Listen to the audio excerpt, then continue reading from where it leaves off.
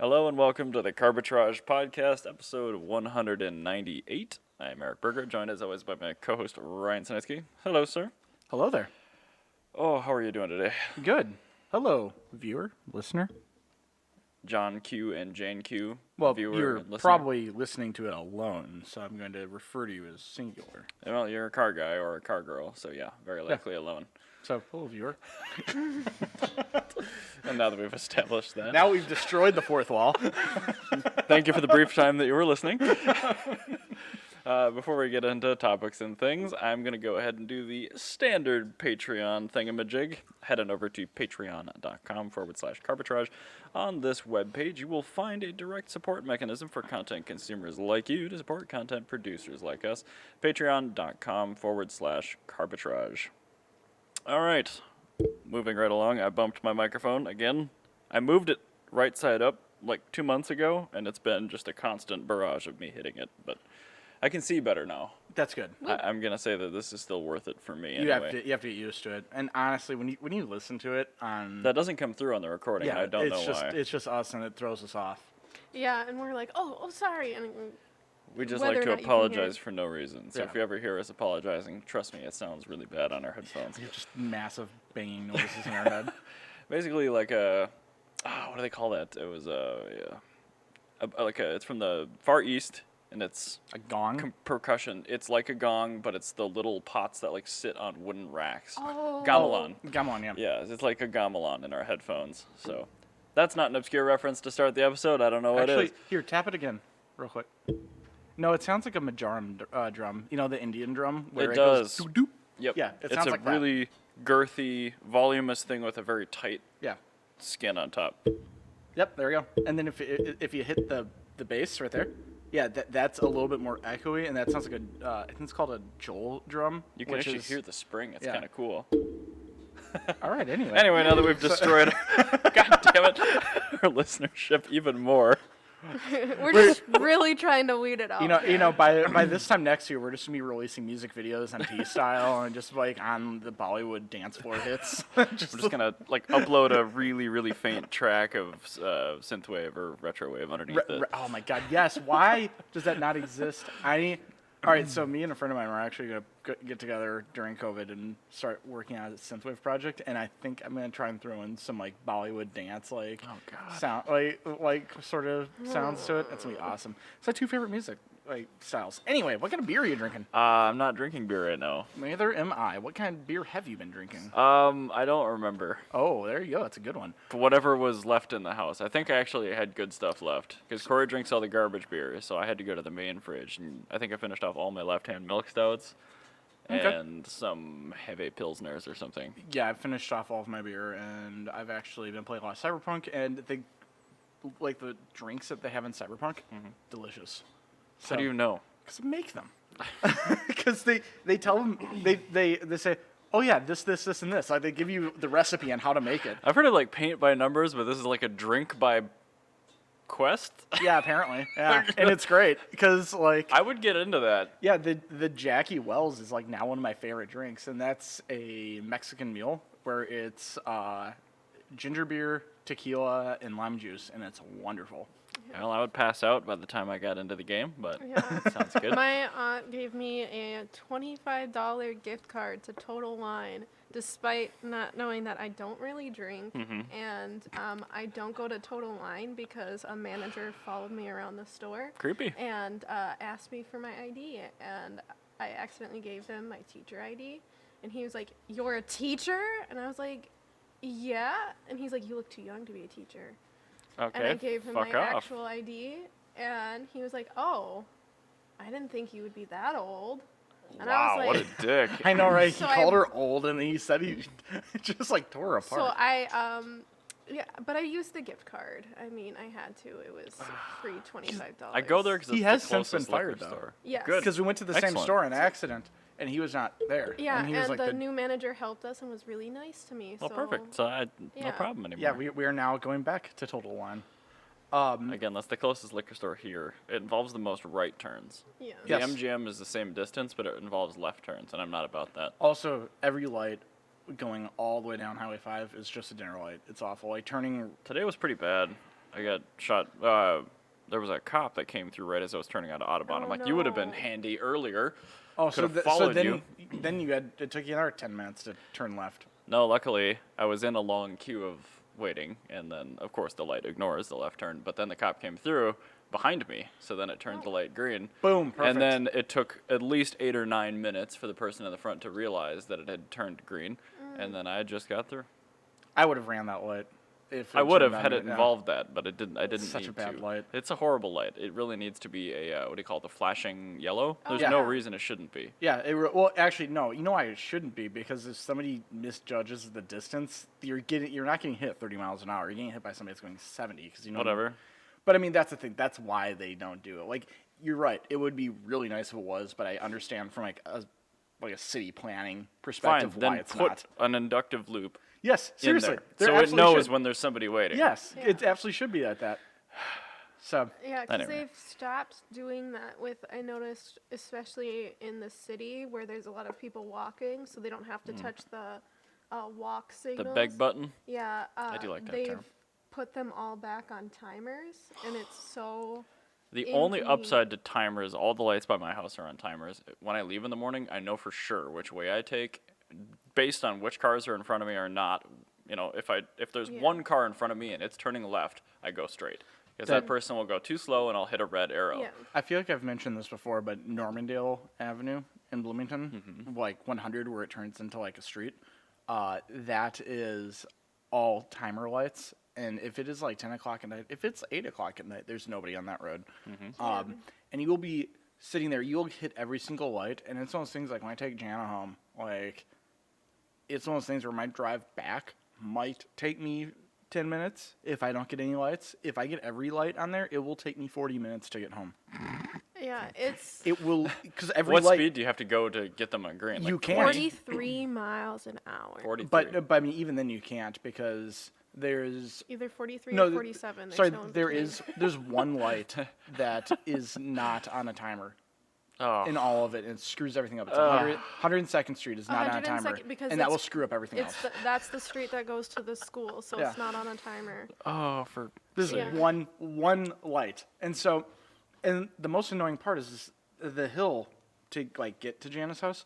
You're going uphill, and you're driving southbound, and this hill is entirely iced over in winter, and you will hit this light for no reason in the middle of the night, and then you will not be able to get accelerating again because it's like a 25% grade. Awesome. Yeah, it's a huge I'm sure grade. they don't care for the road enough. Yeah, no, of course not. And it's always completely iced over, and you cannot get up. Like, I've seen people with all-wheel drive and snow tires spinning all 4 tires Yeah. and sliding backwards because they got hit with a It's- stupid light. I, frankly, run the light.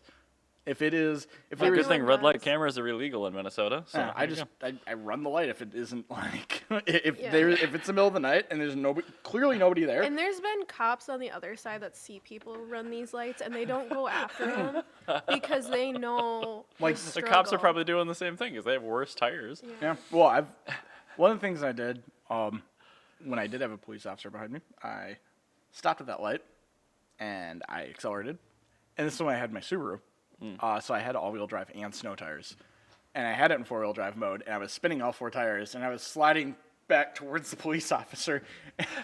And the police officer's like, doesn't know what to do. Because there's like a bunch of cars behind him. And I'm like, I don't know what to do. Nobody knows what to do in this situation. What do you do? You're the reason I stopped here. There was nobody here. We just sat at this light for 5 minutes while my car was overheating for no reason. And now Didn't he like push you up the hill with his bull bars? No, he didn't. He didn't do that. But like, he definitely like awkwardly backed up into like a 15-point turn to get out of my way. And I put it in the second gear, and then I let off the throttle entirely. I let the car coast its way up the hill, and I coasted all the way to the crest of the hill, and I started accelerating. It took me 15 minutes to get through that section of the hill. Yeah, the Sienna has trouble. So bad. The Sienna has trouble with that hill, and even with all seasons, that van doesn't have trouble with. Well, you also have these. semi trucks that use that hill too, because Yeah. the post office is right on the other side of the hill, and that hill's And the, all the grocery stores are down the hill and from that, there too. And so getting like over that hill is the only way to get to the post office and to the grocery stores. unless you take old Shakopee, which would Which they then take don't you want. 3 times as long. Yeah, they don't want semi trucks on that road either. Yeah, so it's really great when you have a semi-truck that jackknifes itself and totally fucks up all of Bloomington's traffic because it just screwed up this one road that's like an artery. So I apologize to any listener that doesn't live in the Twin Cities right now. So we've just gone on a 5-minute rant about one road and intersection in Bloomington. But, A second-ring suburb of the town. But it's one of those Buffalo, things. Minneapolis. Yeah, it just like totally screws up the entire city. This is a small town. It's a city of 100,000 people. It gets all screwed up by one street. It's so dumb. Anyway, let's and move. that's West Bloomington, too, Yeah. so it Yeah. just doesn't make sense. Let's move forward. All right. So we briefly talked about this in a previous episode, but I put it in the topics for today because it involved probably a little bit more discussion than we had time for. Companies like BMW with their classic program for certain pieces that are really, really hard to come by, they Mazda will with go Miata, through yeah. retooling. We just talked about Supra stuff. We talked about RX-7. We talked about GTR, GTST, stuff like that. All of those cars at least have some program or impossible to find things that will prohibit you from buying a car that's really close to good. Yes. Now lets you do that. So I wanted to ask the question, what other cars that we're aware of would actually benefit significantly from a manufacturer-backed classic parts catalog rerun? My I didn't have any time to think about this, but off the top of my head, the number one thing, 88 through 2000 Honda Civics and Acura Integras, because you could cover all of those. You can cover the CRV, you can cover the Del Sol, you can cover earlier Preludes, earlier Integras. You can cover probably about half of Honda's catalog from the 80s and the 90s Tinker Toys. with just like Is that probably interchange? like 10 parts. Do you think that would curb some stealing and theft? Yes, I honestly think so because it's one of the reasons why, like, if you see a Honda Civic with if you see an EF with a clean USDM front fender, I can understand taking that off of that car because you cannot find them. You can find ones that don't fit. You can find the Japanese The pattern reproductions. parts. Yeah, you can find the Japanese reproductions where they have the hole cut out light? for the corner light. Okay. But you cannot find the USDM ones without the corner light hole. So yeah, I think that actually might help curb a lot of auto theft. E30s are in that same category because the E30s, factory oh my God, fenders, yeah. the non-M3 ones anyway, have been out of production for like almost 20 years. Yeah, and a There's- lot of people like that car. They do, and they rusted out there because they're a fender and people drove these cars.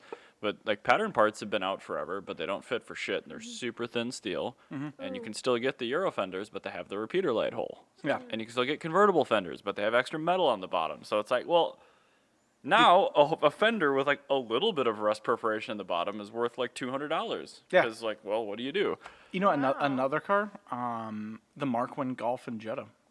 I believe that. Yeah, I mean, Yeah. Mark I Auto House, they do a really good job making almost everything for that. Okay. But As long I- as they do a good job, yeah, they do. I mean, I'm not gonna lie. Actually, some of their parts are better than the factory part. That wouldn't But, take much. Like this is also a car that was in production for a very long time. It was in production until 2006 in South Africa. So it's not like the parts are long gone. Like No. they still Well, at least the tooling too. the yeah. tooling is around, so Volkswagen could easily make that. So those are my first two. I think another absolute peanuts one that they could do that's really for an extremely niche market is vintage Subarus. Yeah, I was actually thinking about Subaru when you were talking about your last thing when you mentioned Tinker Toys. Yeah. Because you want to talk about a company that did Tinker Toys. Yeah, like Subaru. if Subaru You can make 5 parts and you would service 30 years with a Subaru. Well, oh yeah, absolutely. I mean, like, if the only difference between you can take a Subaru FF1, their first, flat 4 engine car, and it actually shares engine mount positions with a modern WRX. So you could take a FF1 engine and put into a WRX. What they really should do is remake the EJ25D closed deck. yeah, I should just make a better EJ25D because that engine is what everyone puts in their vans. It's Yeah. what everyone swaps into stuff that they need it to be reliable in a flat 4 package, but just make the engine reliable, Yeah, which I it think- never was. I think Subaru could easily come in and do that. I think another thing is with the popularity in motorsports with the EJ platform, companies like Dart could easily do that. Yeah.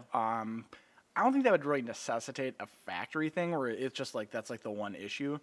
Well, not like the one issue, but I mean like that's Right, like but Subaru could do it cost effectively. Yes, they could. Whereas Dart, you're talking about a billet block. You're talking thousands and it's thousands gonna be of dollars. bananas expensive. I think a Subaru Just a crate motor that's no frills. 90s Subaru platforms, I think would be that'd be a shoe-in for obvious candidates.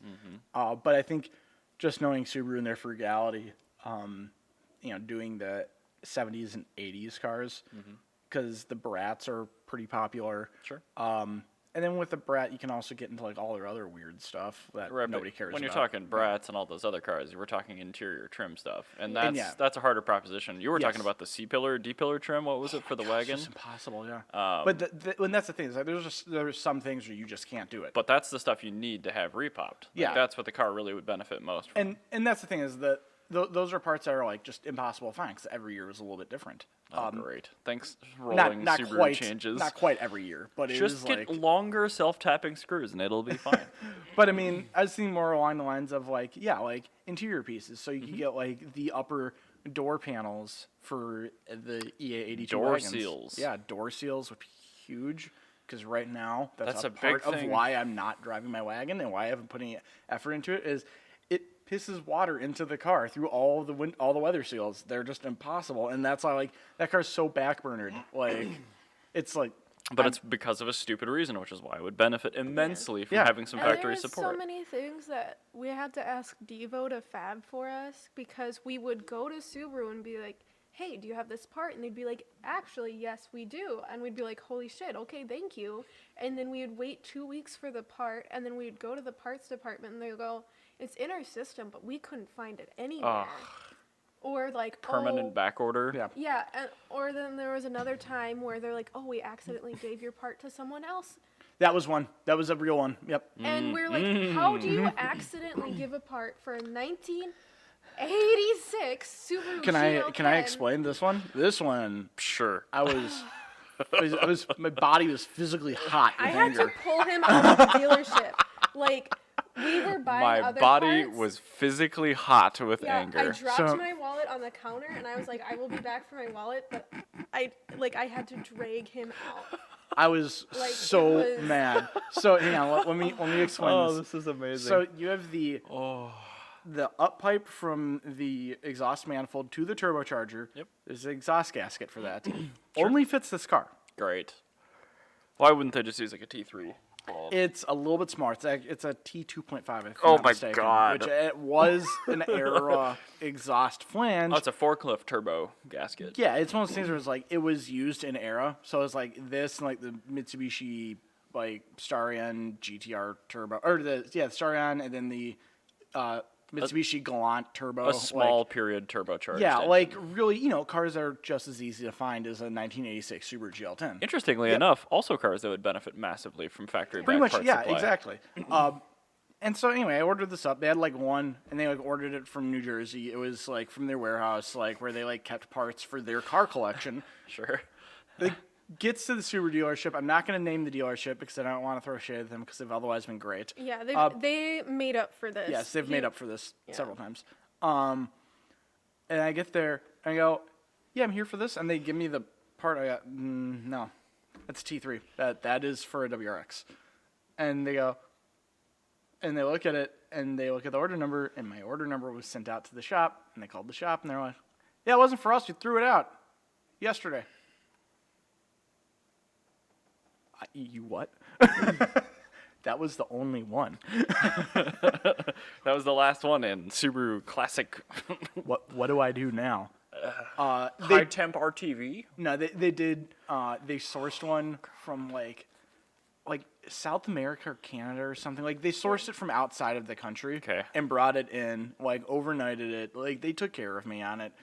But like I was having an out of body experience. It was- My body was hot with anger. Is still It was what I'm so reading back to myself over and over again in my head. So Like, have you ever had one of those things like you like get hot in the head, but like then it's just like beyond that, you're just like twitching and like sweaty, and you just want to like break everything. It's that was not me. just that. Yeah, there's a lot of things your body does, like as your old fight or flight shit. Where, Yeah. like, you were ass mad, like your breath gets worse. Yes. Yeah, all parts of your body get hot and you turn red. It's literally that. It's like, I'm like, oh, I'm offended by what's happening to me. I was like, I've not been that mad in years.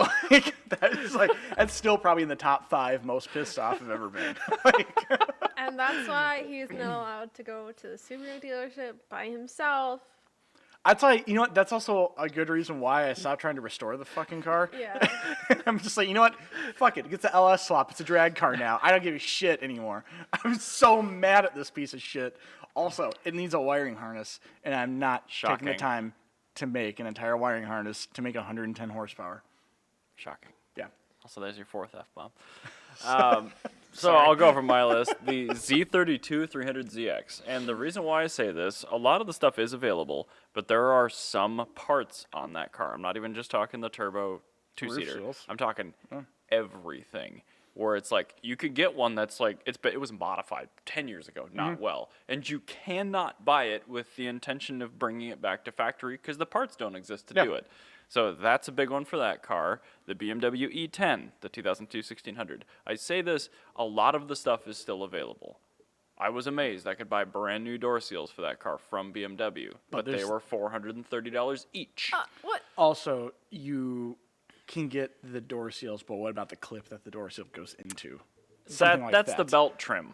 But that's kind of what I'm talking Those about. don't It's- exist. Yeah, But yeah, you you can need- get halfway there. You need the supporting parts Yes. too. Yeah, like I can stop water from getting in the car now. Thank God it's actually watertight, even with the old seals. But a lot of stuff like that just doesn't exist for these cars. Like, Yes. just repop the front grills for God's sake. Like, I don't want to pay some guy in Latvia for like a set that's okay, like $400 a side. Yeah, Just it's- make, like, at the dealer it'd be cheaper. Make money on me, but I want new ones.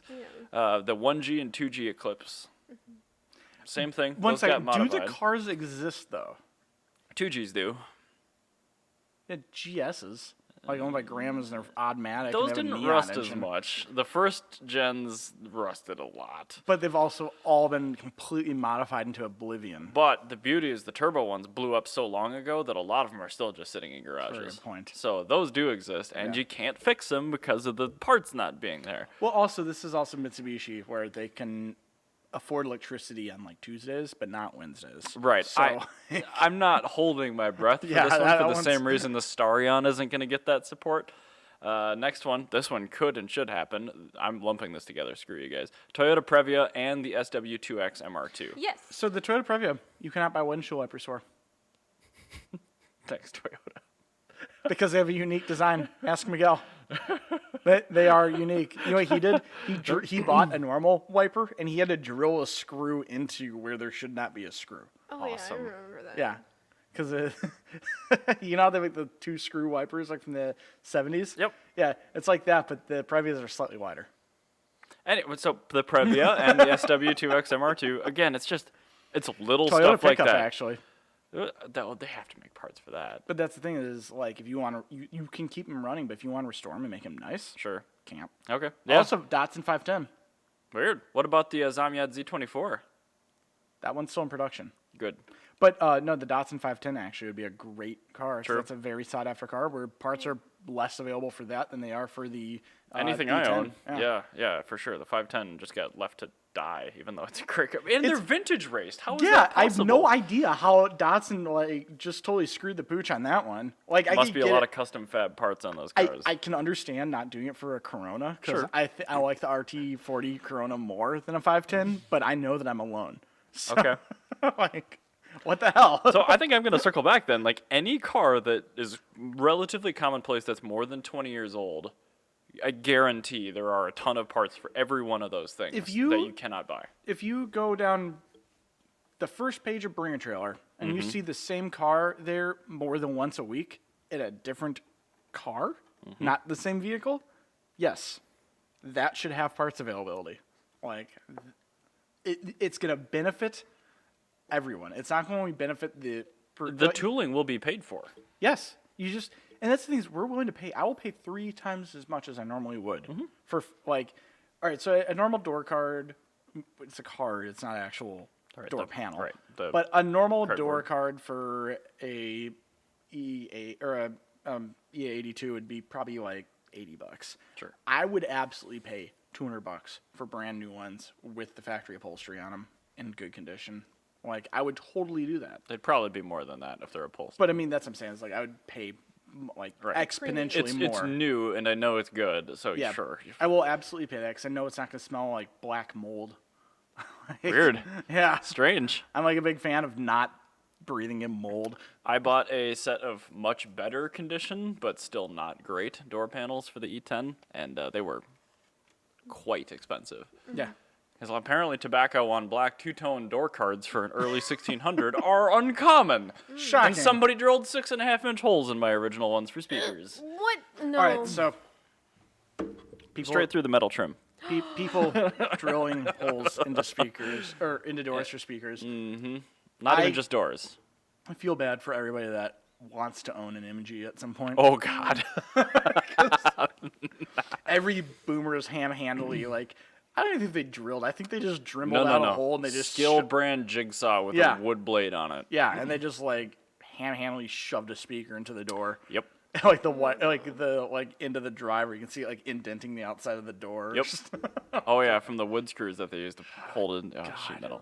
Anyway. all the time. But like also with this, you're like people are trying to be more sustainable now. Sure. And it's not very sustainable even if you're buying like a new electric car, that's just not as environmentally friendly as keeping an old car on the road. Correct. And so like these parts availability are going to keep cars on the road for much longer All right. and create less waste in the long run. So it's like not even just for a car person restoration factor. It like, because I just think of like all my friends that just have a random car that they want to keep driving because Right. it's affordable for them to repair, but one part. Not our car enthusiasts. Yeah, it's our normal car friends. Yeah, and I can then see there's why like they- one part that just dooms it to the. Right. Like, oh, I can't drive that. Well, why not? I'm like, well, I don't make this.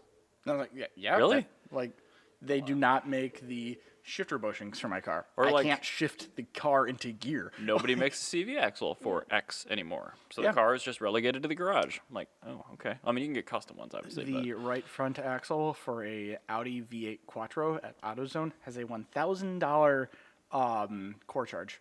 but the front axles for an E30 325iX do not exist Oh, I see. in those catalogs. Wow. Yep. Okay. I have like 12 of them in my garage. I'm just going to keep holding on to those. Yeah. Not gonna sell. I have control arms, front control arms, which have been unavailable for 22 years. And I have axles, which have been presumably unavailable for about that long, too. I hate IXs, but I will absolutely gouge all of the owners until there are no more of those cars left on the road. It's a good Then I'll decision. burn the rest of the parts. Good. Anyway, so you have a Or topic. give them to a Yes, I do. museum. I would like to talk about BMWs because Okay. you know Chris Bangle. I sure do. He is a Designer of Mr. Wags. He is polarizing. Although love Mr. Wags, I cannot forgive him for what he did to the 7 Series. Well, that was his first stab at it, too. That was terrible. But he's lost his mind. Well, yeah, we knew that a long time ago. No, I mean, it's really gone. Look, he designed a new EV design. He wants to break from traditional car design. Oh, no. Is this the one that Sydney's boyfriend bought? No, Okay. that's a different one. But if you scroll down, It's Jeff! Ow! The Eagle Thrust. both of the windshields go the wrong direction. Oh, no. Look at the door. It's like a railway mover cab from a switching locomotive, and No. then they put it on a Smart for 2. Look up Jeff from Top Gear. No, it's We need to Jeff do is- a side-by-side comparison. Eagle head eye hammer eye thruster. Whatever. It'll get me where I need to go. That is Let me get a side profile. actually a better overall design than this. So we should have had Jeremy Clarkson. Yeah, well, I have all the pixels there, but in the stream it'll eight. look fine. Yeah, that's the same. No, I at least no. Jeff has Chris Bangle Associates SRI. Jeff has a better design language because they keep like a consistent theme. And it's built on a TVR. Yes, but they keep a consistent theme. This, however, Look at the door. It's from Menards. It is literally It's a patio house door. Yep. Yep. Then they have this random orange thing. None of this works. This is why I don't like Chris Bangle. Is this better or worse than the G-Wiz? This is worse. I don't think this is worse than the G-Wiz. No, because the G-Wiz was... I need to see, let's put the G-Wiz side by side.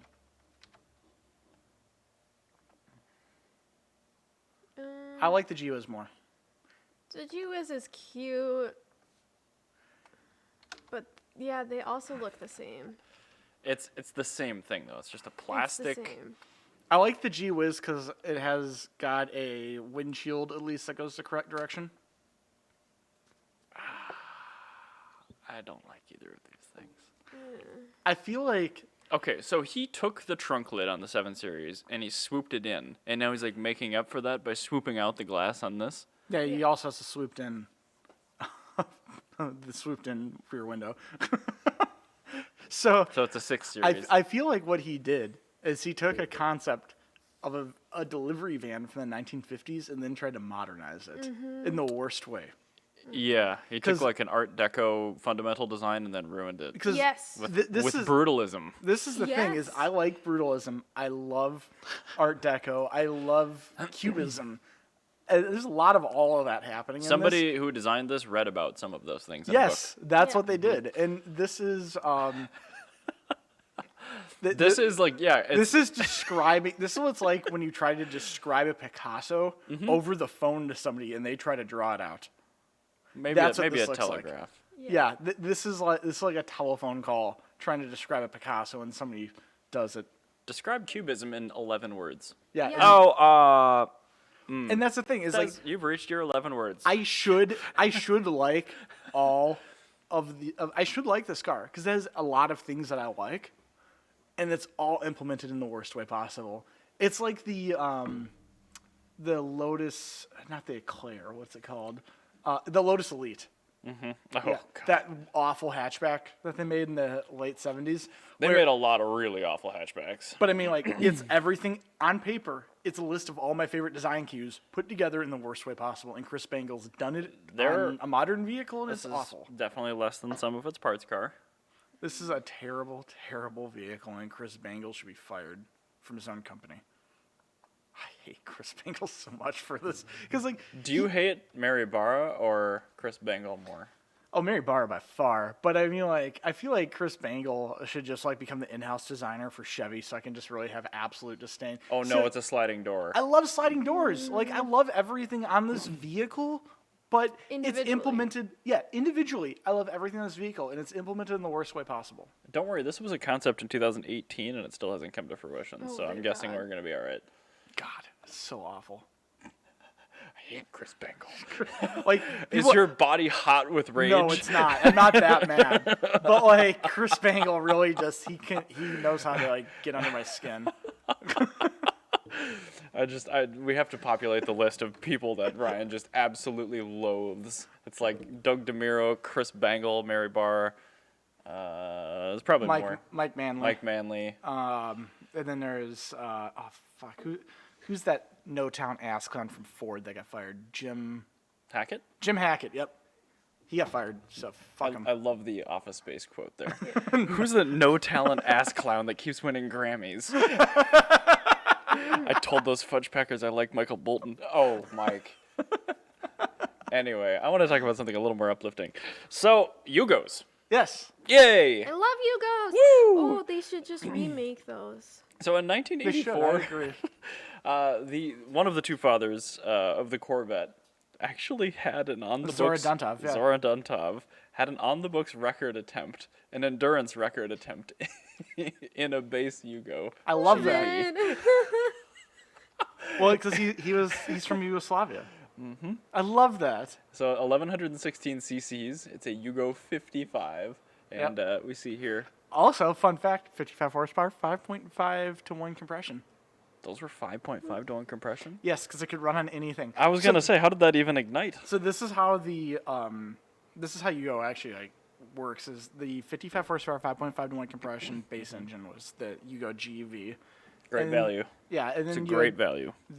once you got up to the GVX, you had 88 horsepower Dude, what with a just 8.8 to 1 compression. on fire. And I also love that you could get even numbers with your compression ratio. So if they made a 9.9 to 1, you could have 99 what if they horsepower. made a diesel that was 21 to 1? Well, you have 210 horsepower. I want a diesel Yugo now. That would be great. So anyway, I didn't actually read this, but What was the record attempt? Yeah. well, it wasn't. I don't know.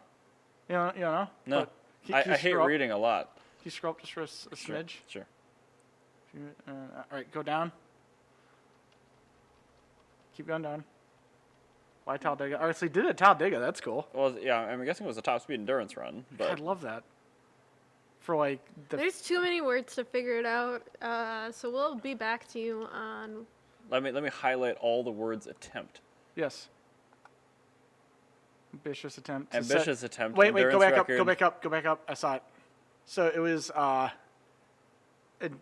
he was going to set a ton of endurance records at Alabama's. So basically what he was trying to do was he's trying to set a bunch of endurance records with a Yugo GV that just nobody had done. Oh, so originally there was a single mark road racing series planned. For the Yugo? Yeah, Love it. And this That would have was- been the greatest thing in the world. and this must have been like a proving grounds attempt for the FIA. Okay.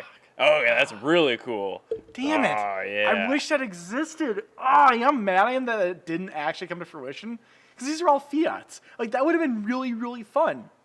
And they would have had much better parts availability with all those race cars blowing By up. the way, talking about cars that need parts repop. Yep. Mm-hmm. Because you know who's still in existence? This is Stava, their parent company. Oh, So they can make them. Zastava, I'm looking at you. so we I need still a- have some Yugos in this country. I need a Zastava Florida convertible top mechanism so I can buy a convertible Yugo and not live in fear my entire life. I just want a Yugo. A GVX would be so cool. But I mean, again, it has to be something that's sat in a barn forever because Yeah. all of the interior pieces need to still be there and surviving. I want to use You, those you so would bad. never be able to get parts for that ever again.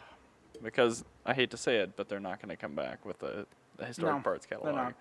However, it can't be terribly. It can't be terribly expensive to like buy Zastava as a company. Probably not. So it's probably like These are probably still in production somewhere. I think like we probably have at least one listener that at some point in their life will make enough money to purchase Zastava for the purpose of repopulating the world with Yugo parts. And if you can afford to purchase or Zastava, Yugos.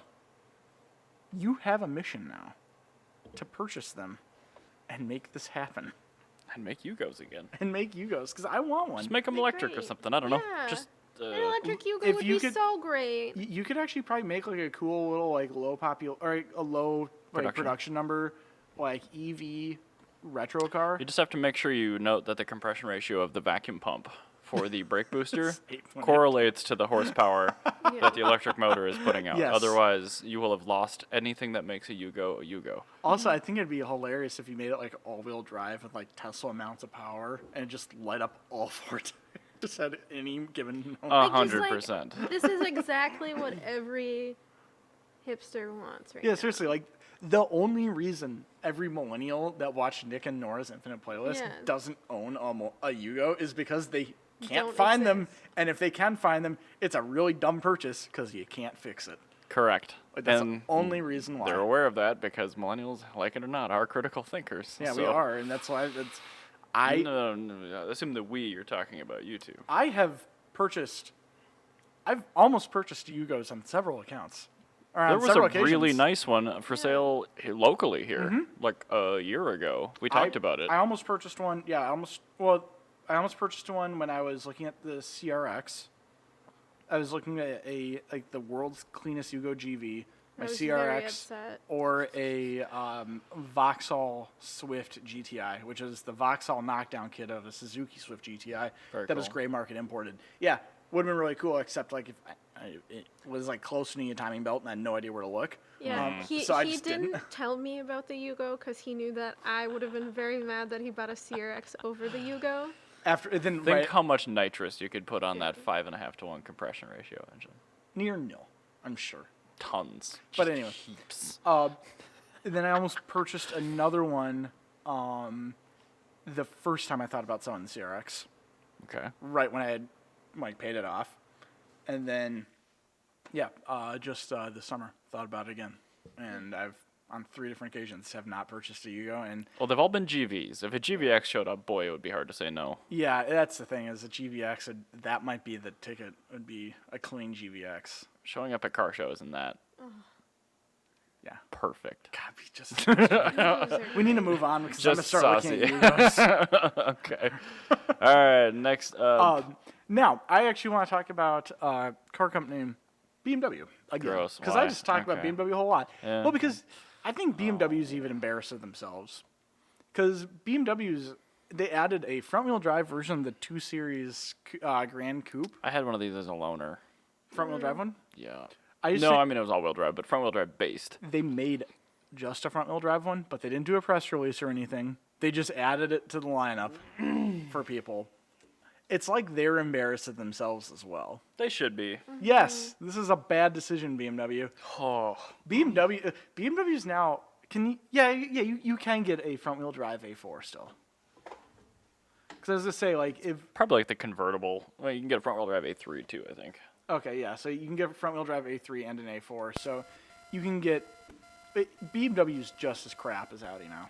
Yeah, I mean this is a mini. So I mean, they how have much been do since these the first cost? X one. Well, okay, a base spec or one you would buy. Let's do a base spec. About 30 grand. Now, you tell me with a straight face that a front-wheel drive automatic BMW 2 Series is better than a fully loaded Corolla. No, I won't tell you that because it's wrong. How about a fully loaded Mazda 3? The Mazda 3 is a great car, and if you're gonna suffer through front-wheel drive, you may as well have a manual transmission to do it with. Yeah, I agree. And even if you had got an automatic one, Still a better- still a much Mazda better 3 is a vehicle. much better looking car, and it's a hatch. Yes. Yeah.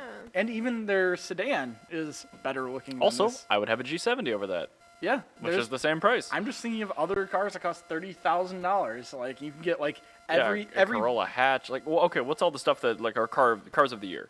So, yeah, every We've one of gone our over cars, every car of the year we've ever done. Yeah. Pretty much, except for the Supra, that's too expensive, but Yeah, but, like, so this is the thing is, and not a sedan. you're not going to get heated seats. You're not going to get a heated steering wheel. You are going to get fake leather. You aren't going to get navigation. No, but you will get the screen You'll get What? the screen that for not does having... nothing until you pay them extra. Yes. Just like the heated seats and steering wheel, So, which I wait, think wait, you can so buy all a the subscription to. components- Oh yeah. Are Most- in there, but you don't have access to them? Fun fact about most modern cars, even if you don't have the option, all the stuff there's just heating elements in the steering wheel and the seats. on my van, honey, I have wiring for power folding mirrors and heated mirrors. Because It's they cheaper weren't... to make one you component. make one wiring harness. And then you just don't have... You just put a dummy on the end of it. So why? And with No, like, it's actually great for me because I don't have a BMW, and it's just like if I want to have like power folding mirrors, I just need the power folding mirror button and the power folding mirror, and then just plug it in. yeah, there's no coding. It's really cool. Like on on a a- Mazda. Yeah. Now, this is the thing. All those things that we mentioned that you don't get with this car, Yeah, those are for free, extra, on the fully loaded Mazda 3 because they're just on the Mazda 3. So, also, again, I've driven one of these. The new Mazda 3 interior is the nicer place to be. Really? I'm also, yeah, exactly. Like, I'm also wondering, does this actually have a better road feel than a Mazda 3? Because I don't think it does. Because a Mazda 3, I haven't driven a new Mazda 3. all right, this is the thing, is a Mazda 3 has Your dad has a always, Mazda. yeah, my dad's had a Okay. Mazda 3. It has always had a road feel that is not equal to Honda and Toyota. It is a road feel that you sit there going, why is this front wheel drive? Because it honestly feels better than most German cars even. Yeah, they drive better than like an Infinity or something like Yeah. that. But I don't know. The one I drove was a base engine, so it was a 30i, so the B48, but it was an all-wheel drive one. And I will say, I'm not exactly sure what type of all-wheel drive setup they're using. I assumed it was Haldex, but I trucked it into a corner, and it oversteered. So and I didn't feel like a weird lurch as it was transitioning power like an older Volkswagen all-wheel drive or something like that. So it did feel rear biased, even though it was all-wheel drive. But this has none of that. So this would just plow.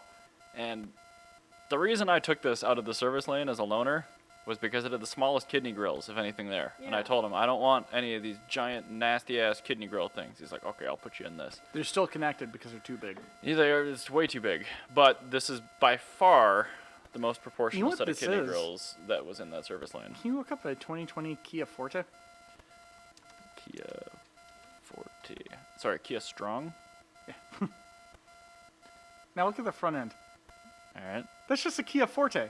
That's all it is. It's just a Kia Forte. It's the same car.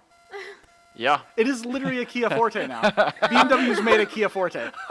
It literally is identical. Let me get one Kia from this angle. It's the same car. Huh, okay, so apparently they must have gone on a joint venture here. Oh, Oh, my look, and a God. Forte is 17.8. So you know what you can do for half the price of this? You can buy this car from Kia and get a better warranty. Yeah. Oh. Or you can get it fully loaded. Get a Mazda 3. Or you can get fully loaded and still have a heated steering wheel. Or get a Mazda 3. Yes, or get a Mazda 3. This is a bad car. Do not buy a front-wheel drive BMW. So- Actually, don't buy a BMW unless it's an M2, M3. That's it. We haven't done a Or electric one. We haven't done the Carbitrage awards yet. I'm planning on doing that on episode 200. Okay. Because I wanted to talk about this car first because this car's a shoe-in for worst of the year. Yeah, this dropped in 2020. Yes. Okay. It Oh yeah, did. I see. 2020. This dropped in 2020, and I think that this might possibly be the worst car of all of 2020. It's gonna be. By the way, it's gonna be a very short award ceremony. I am not talking. I'm not going through in my head all the shit that happened in 2020. I'm just gonna be like, hey, what's the best car? It's probably gonna be a Mirage. Hey, what's the worst car? That. Like, okay, cool. Hey, what's the best collector car that represents 2020? Like something like that. It's gonna be very quick. What's the worst car? 2 Series front-wheel drive. Yes, it's gonna be like that. Now, let's talk about So other vehicles, more Re- BMWs. remember back in 2010 when BMW launched the i division? Yes, They did a great job subdividing their production and their branding very clearly. Yes. If it had an i, it was electric or electrified. If it was a regular BMW, it was a regular BMW. Yeah. Great products. Yeah. They came out with 2 things right off the bat, the i3 all-electric and the i8 supercar Can I hybrid talk thing. about how much I love the i3 because I almost. They're both great cars. Also, they're sub 10 grand now, but so is a Chevy Bolt. But this is the thing. All right, so when I was shopping for my cars, Yes. in my initial search, the i3 was up there. It Yeah. was the i3. They drive so well, and the My- interiors are so nice. I had my weird thing was that it was the i3. It was a Fiat, Toyota Yaris, or Suzuki Cappuccino. And I mean, I went with the Fiat because range, and it's also possible to find with forced induction, unlike a supercharged Yaris, which are almost impossible to find. And I can find It parts was for it in cheapest, most America. reliable, and American. American. Like, it was available here, so I don't have to worry about anything. So, An yeah. i3 is a great car, but it in the winter, I mean, it is. If you drive a fair bit, it is tricky sometimes, as I- any lower end GV is. Thinking an i3 will be in my future because I love the stupid tires. The stupid tires. Oh yeah, are like my the favorite part. 125 60 R20s. It is 185 35. The S R20. does in the back. Yes. All the regular ones are 125s and 135s. Oh, they are 125s? Yeah. Yeah. But I they're love it. yeah. I love it so much. But like the interior is still one of my favorite interiors of all time. I drove one and so they're a nice. blast. Like when I drove one at Good Karma, Mm-hmm. I didn't want to get out of it. I don't want to give it back to the customer. Especially, I mean, the late ones are 43 kilowatt hours too. You know, when I was driving, I was like Heat pump? I was hoping I'd find a weird vibration in it. Be like, we have to get this figured out. Like, obviously, I need to drive this to like Doom Buggy Express down in like Norwood, Young America, and back. And the reason why the BMW's i division was so avant-garde and so good is they poached one of M's. They later got poached by Audi, but they poached one of the M people. So Yeah. like they knew what BMWs were, and they Yeah. knew it had to drive well. But they let it die on the vine. I mean, the cars are still in production, but they didn't change them. Yeah, I mean, they like changed them, yeah. They didn't do silently updated the battery capacities a little bit, but they're still so far behind the curve on that. Also, I like this picture that we have from Autoblog. Has bird shit on the car. Oops, there we go. It does. It has some bird dirt, German bird dirt. Anyway, Sorry, I'm so offended that BMW essentially let I die on the vine. I want to really know what's going on internally with BMW. Well, I mean, now they've got the iX4, and they're finally just knee-jerking their way into product to try to compete in the market again. But they're now, this article, the reason I'm bringing this up is they've committed to selling 20% of their total vehicles, BMW AG vehicles, as EV in 3 years, so 2 years now, 2023. Okay. So in order to do that, they're really going to have to kick funds into the I division again. And is it too late? Is it not relevant anymore? Are they going to keep the product? It's fine. It's relevant because it's you know why it's relevant? Because the i3 is the only car that has reasonable kidney grills still. Yeah. You can't get that on any other. Remember BMW. how big those were too when they launched? Yeah, they were huge. those are those are big. No, these are reasonable. There's a piece of paint in between them. Yeah. It's not one piece. It's the BMW design language that was tolerable. Yeah, this is I think, but no, I think that the I division really should be BMW's big thing for EVs because I think it's going to be their big thing, period. Because as the next generation M3 and M2 die, and they get replaced by God knows what front-wheel drive automatic crap. Well, so this is my thing. You know, how BMW, every single BMW now has 323i. The I was injected. Einzelpunzing. Yeah, and so adding that I onto that was the big thing for it, and that was probably in 1975, a big deal, having the I on your car. Yeah, it was around then. Yeah, whenever they whenever they were first released. Yeah, it was a 530 or a 530i. Yeah, it meant something to have the I. That was the cool thing. So actually having the I division, this will give the mark more cachet, and it will actually mean something. It will actually have more. What's the word I'm looking for? I guess cachet will work. Cachet is pretty good. Yeah, but when you actually get something, when you see chutzpah. Yeah, when you see I on the name, because people would see the i3, they go, oh yeah, they also made the i8, which is super. Oh, that's that car funky sort of looking thing. electric thing, isn't it? Yeah, and they look at the i3 and go, well, that's weird. It's the same thing as, and they're but it's made by the same people that did the i8, so it must be cool. And actually, yes, it is very cool because it's real drive and it's the size of a refrigerator. So yes, excellent interior and heat pumps. Yeah, heat pumps. Yeah, it's a very cool car, but the non-Rex ones anyway. I think the important thing with I is you need to make sure that it is still viewed as a premium product, not as a shittier product. Yeah. And that's going to be very difficult for BMW right now because BMW doesn't know how to make a premium product right now. Well, I think it's going to take over the halo from the M division. Yeah, the M division doesn't mean anything anymore. Right, but what if the M division goes all electric and M turns into I? That's fine. Yeah. But that's the thing is M doesn't mean anything. They've totally fucked up that they've name. watered that down. Yeah, it's like S on Audis. You see all the S-line garbage. Yeah. That doesn't mean anything. There's an AMG on the AMGs. I've literally seen an S-line CVT A4. So you go, ooh, S-line, cool. It's going to be an S4. No. It is a CVT A4 convertible with the S-line trim package. Oof. Yeah. A B6 3.0 front-wheel drive CVT A4 convertible. Can you think of a worse Audi product? No. But that's the thing is now you can get Let's play Russian roulette with components. now you can get the M235i. You can get the Well, you look at an M- X1 MX-7. M35i, it's a Mini Cooper Clubman with BMW badges stapled on it, and then there's 11 M badges on it. Yes, that's and literally what it means. It means grenaded nothing. 4-cylinder engine. That's no. If you have the I trim and you don't totally screw it up like you do with M, Right. if you have they have all the I cars that mean electric, but if you keep the spotlight on the actual I brand and you make cool I products, if you continue to make a M1 equivalent I car like the i8 was, if you continue having a halo car for the I brand, that will keep this as a premium product, and that will help BMW move more cars. I agree. Yeah, if you keep it premium, they will transact higher, and you'll be better off for it, and then we'll be less angry because at least you're making good product. And that's the thing. It's about the brand recognition 100%. And every time a car company kills their halo car, the company itself sucks. because the Halo car is a representation of what the company stands for. Mm-hmm. That's why Honda, when they didn't, every year that Honda's not made an NSX, they have sucked. Mm-hmm. They brought the NSX back, and they are much better than they were in 2008. Yeah, Honda 8 years ago, irrelevant. 08 to 2012, 2013, it's just like, Yeah. who cares? And yeah, And then that's what BMW's doing right now. and they got they turned around 100% with the 10th generation Civic. And that was right after they released the new NSX. Mm-hmm. The new NSX is not anything special, but I mean, it still is a representation of them as a company. And Right. having a Halo car is a good representation of the company.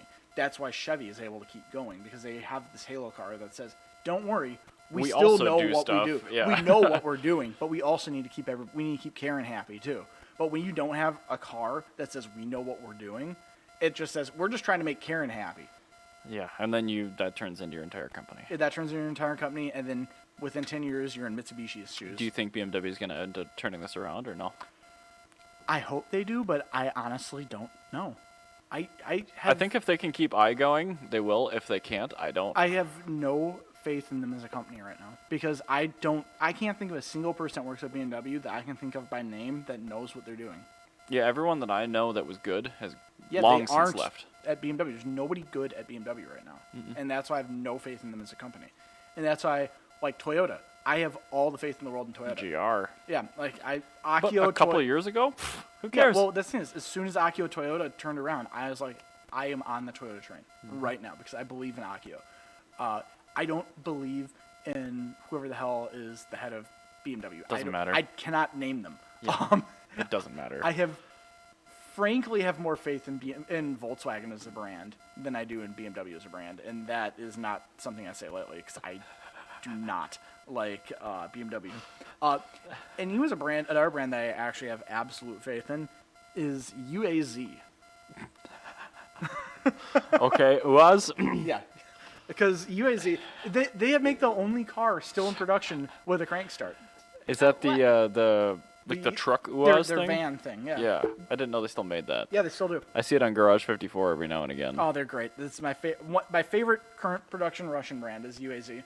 But now, God. great they news. do the crank start because in It's Russia it's yeah, too cold. in Okay. Siberia, yeah, because the batteries freeze up. Now you can get a UAZ in America now. Oh. I don't know if I want an UAZ. I want one.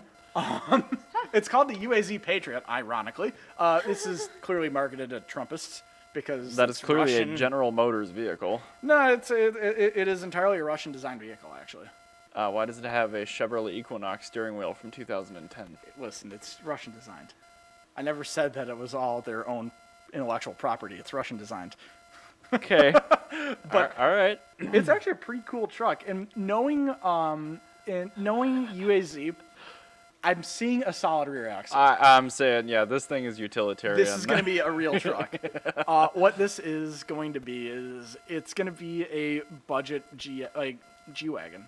Is it going to be as good as a Jimny, though? Well, it's going to be. It has a solid front axle, too. It costs $27,000. Oh. I want this. This is a perfect off-road vehicle. You can get it as a pickup or as a wagon, and it's coming to America. It's going to be called the Premack Patriot. Oh, it's not even going to be called an UAZ? Well, it's going to be called the Premack Taos, Taos. Taos. That's not going to sell well. They really should just call it the Patriot. Well, no, they can't call it the Patriot because of the Jeep Patriot. Stupid trademarks. Also, it's Russian. Calling it the Patriot after the Trump administration will be able to. Is it going to come as a manual? They have a manual in the picture. I see that. Is it going to be sold here as a manual? I don't know. Because if so, we don't get the Jimny. Can you go back to the actual? Oh! That's bad. There's an automatic transmission variant. Honestly, it looks great. Yeah, if we can get a manual. But here, Control F and then type in manual. Oh, Manual gear. It's an option. This is the perfect vehicle. 2021 car of the year. Car of the year, 2021. I'm so excited for this. This is gonna be so cool. This is just a Jimny we can have. Yeah, I want to know when it comes here. Like, I absolutely want this. Okay, I like it now. So it's entering the market is the 2022 Premack Taos. So that's the name of it. I have never. So rebadge it as an UAZ Patriot. Yeah. You know what? It's also an Asian car, so I can still be a fan of it because I feel Who weird. makes it? UAZ. Are you sure? Yes. Okay. Oh, the Brio. Interesting.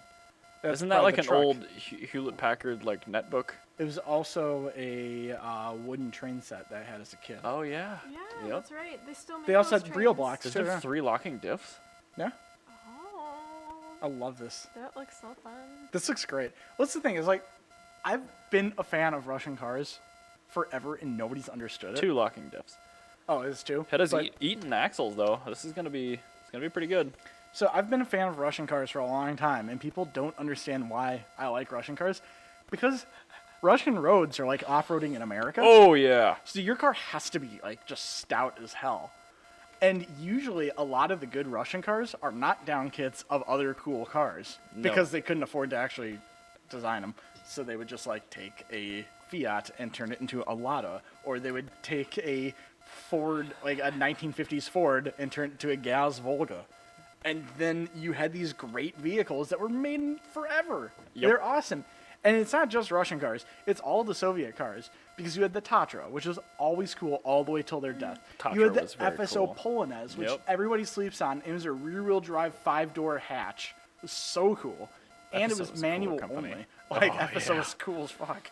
Like, there's so many great Russian cars, and the fact that I can buy one legally in America, brand new with a warranty, And a manual. I'm so excited. It gets a French kiss. Or a chef's kiss.